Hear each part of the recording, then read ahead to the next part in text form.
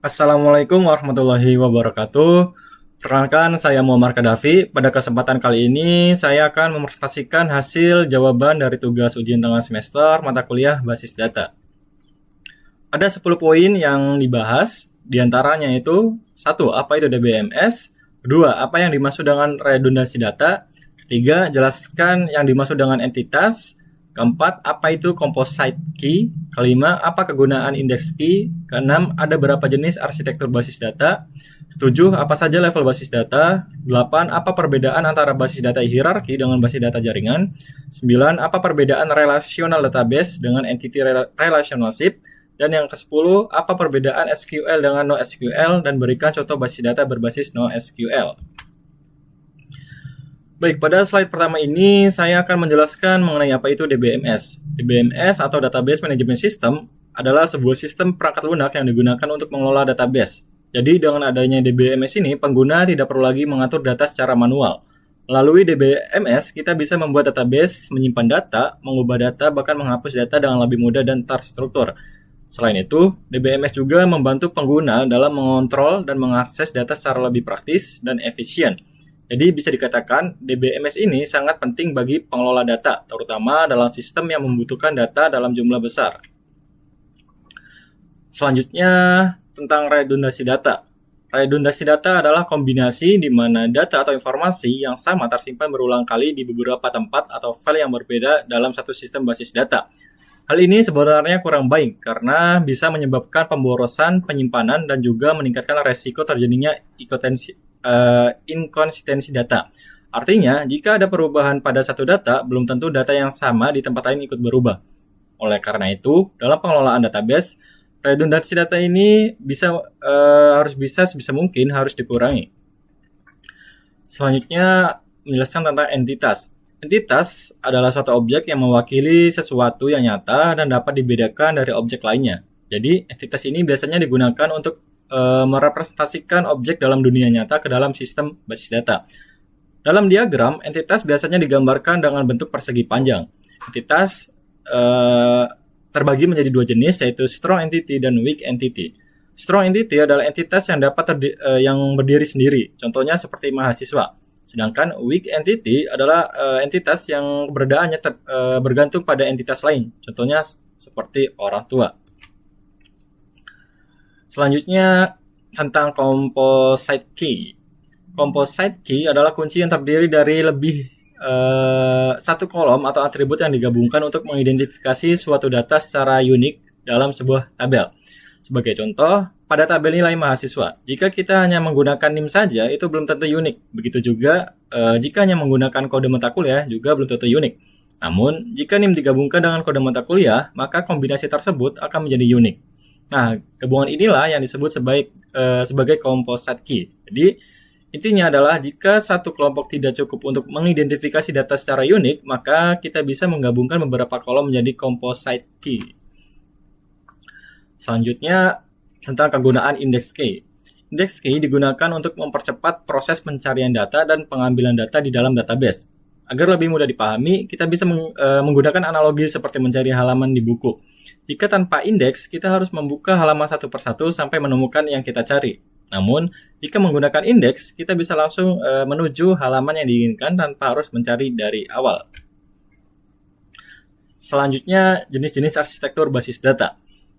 Ada 3 jenis arsitektur basis data, yaitu 1 tier, 2 tier, dan 3 tier.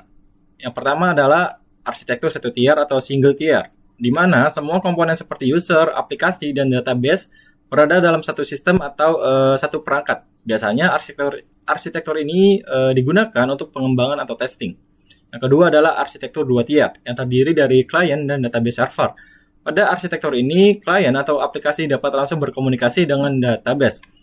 Dan yang ketiga adalah arsitektur 3 tier yang terdiri dari 3 lapisan, yaitu presentation layer sebagai tampilan, application layer sebagai logic atau backend, dan database layer sebagai penyimpanan data. Arsitektur ini biasanya digunakan pada sistem yang lebih kompleks seperti website atau aplikasi modern. Selanjutnya, level pada basis data. Pada sistem basis data terdapat 3 level utama, yaitu level eksternal, konseptual, dan internal. Level yang pertama adalah level eksternal, yaitu level yang berhubungan langsung dengan pengguna.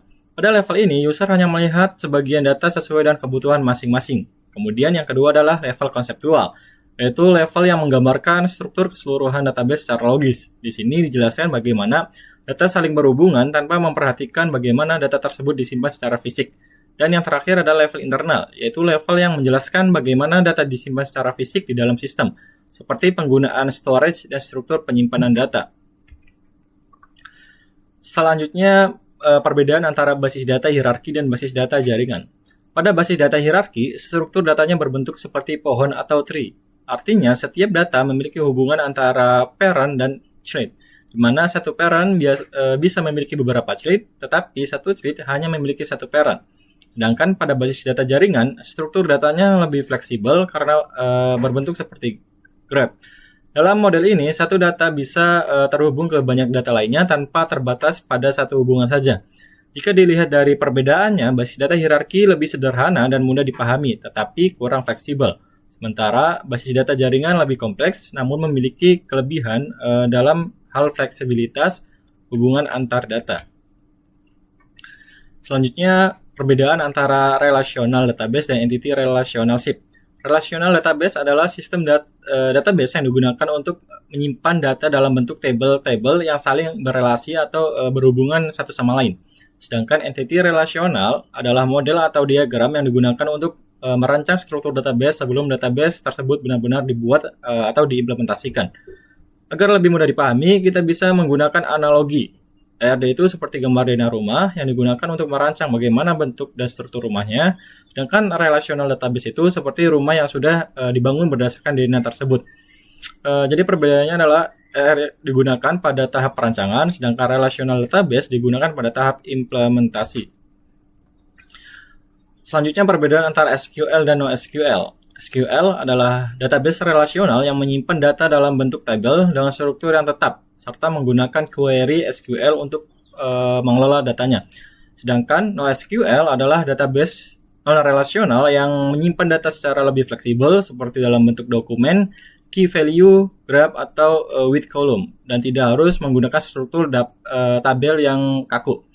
Jika dibandingkan SQL, biasanya digunakan untuk data terstruktur dan memiliki relasi yang kompleks. Sementara SQL lebih cocok untuk data yang lebih besar, tidak struktur dan atau semi terstruktur. Selain itu, dari segi skabilitas, SQL cenderung menggunakan skala vertikal, sedangkan NoSQL menggunakan skala horizontal. Untuk contoh database berbasis NoSQL diantaranya yaitu MongoDB, Firebase, Redis, Cassandra, dan NumPy. Demikian penjelasan yang dapat saya sampaikan mengenai materi basis data pada presentasi kali ini. Dari pembahasan tersebut dapat disimpulkan bahwa basis data memiliki peranan yang sangat penting dalam pengelolaan data mulai dari perancangan hingga implementasi, serta memiliki berbagai konsep dan jenis yang perlu dipahami.